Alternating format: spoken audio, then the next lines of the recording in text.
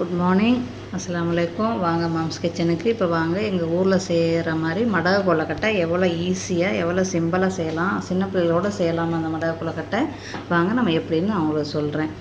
இது செய்ய நம்மளுக்கு மிஞ்சி போனால் ஒரு 15 நிமிஷம் தாம்மா, ரொம்ப டைம் இல்லை. பிணைஞ்சி மடக்கி செய்ய வேண்டியது. இப்போ நம்ம காலையில் பசியாடுறதுக்கு மாதிரி காஃபி கலக்கி வச்சுட்டு மடகு கொழுக்கட்டை செய்யலாம்னு நினச்சேன். அதோட போய் மாவை பிணைஞ்சி ஒரு செஞ்சுட்டு, இந்த டிஷ்ஷுன்னு இல்லைம்மா, நான் என்னத்தை ஆசைப்பட்றேனோ அந்த டிஷ்ஷு எந்த நாடு டிஷ்ஷாக இருந்தாலும் சரி நான் செஞ்சுருவோம்மா.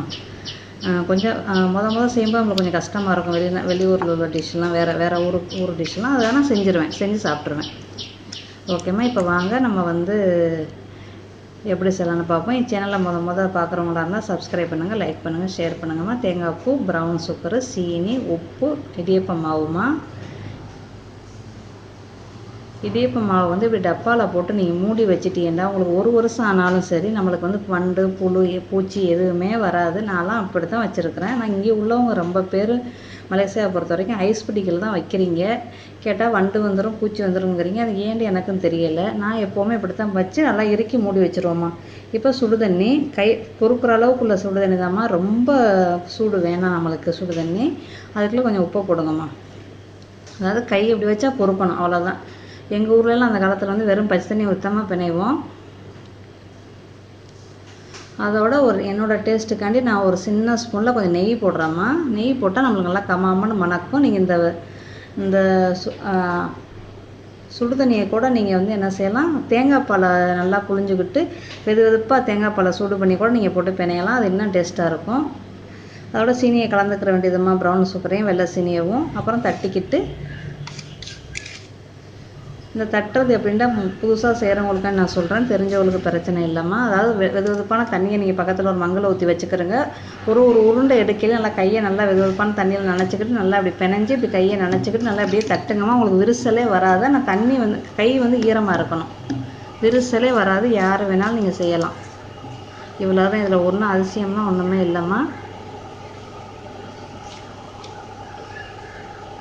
அவ்வளோதான். இது ஏன் அந்த மாவு ஏன் உங்களுக்கு இந்த கலராக இருக்குன்னு கேட்டிங்கன்னா, இது ஊரில் இருந்து என் ஃப்ரெண்டோட மனைவி வறுத்து கொடுத்து விட்டாங்க அந்த மாவு. அது என்னோட சின்ன பிள்ளை தான். அது அழகாக மாவுலாம் வறுத்துரும். அதோட இப்படி வைக்கலாம். தேங்காய் பூ, சீனியை போட்டும் நீங்கள் வைக்கலாம். உங்கள் விருப்பம், நீங்கள் எப்படி வேணாலும் வச்சுக்கிறலாம்.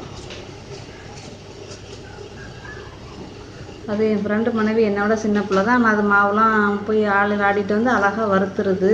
அது ரொம்ப ரொம்ப கெட்டிக்கார பிள்ளை அது.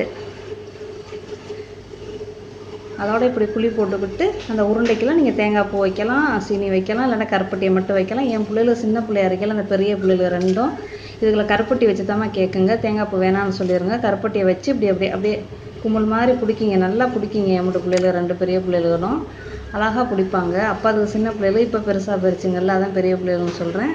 மூத்ததுங்க ரெண்டும் அழகாக பிடிச்சி சாப்பிடுவாங்க. அதில் நான் தேங்காய் பாலை ஊற்றி பிணைவேம்மா. வெதுவெதுப்பான தேங்காய் பாலை ஊற்றி பிணைவேன். இது நடந்து இப்போ ஒரு 20-25 வருஷம் ஆச்சுமா.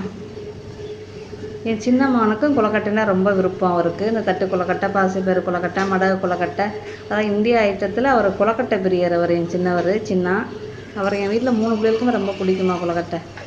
அதோட அவ்வளோதாம்மா. மூடி வச்சுருங்க. ஒரு 10 நிமிஷம் வேகட்டும். வெந்த பிறகு இவ்வளோ மிச்சமாக தேங்காய் பூவில் கொட்டிடுங்க. சீனியில் கொட்டிடுங்க. முடிஞ்சிருச்சு. 10 நிமிஷம் கரெக்டாக வெந்திருக்கு. அதோட ஒரு 2 நிமிஷம் இல்லை ஒரு 5 நிமிஷம் நீங்கள் மூடி வைங்க. மூடி அப்புறம் எடுங்க. சரியாம்மா? அவ்வளோதாம்மா கொழுக்கட்டை. இது நீங்கள் யார் வேணாலும் செய்யலாம். சின்ன பிள்ளைகளோடு செய்யலாம். தெரியாதவங்களுக்கு நான் சொல்கிறேம்மா. ஓகேம்மா. மீண்டும் சந்திப்போம். பிடிச்சிருந்தால் லைக் பண்ணுங்கள், ஷேர் பண்ணுங்கள், சப்ஸ்கிரைப் பண்ணுங்கள். தேங்க்யூ.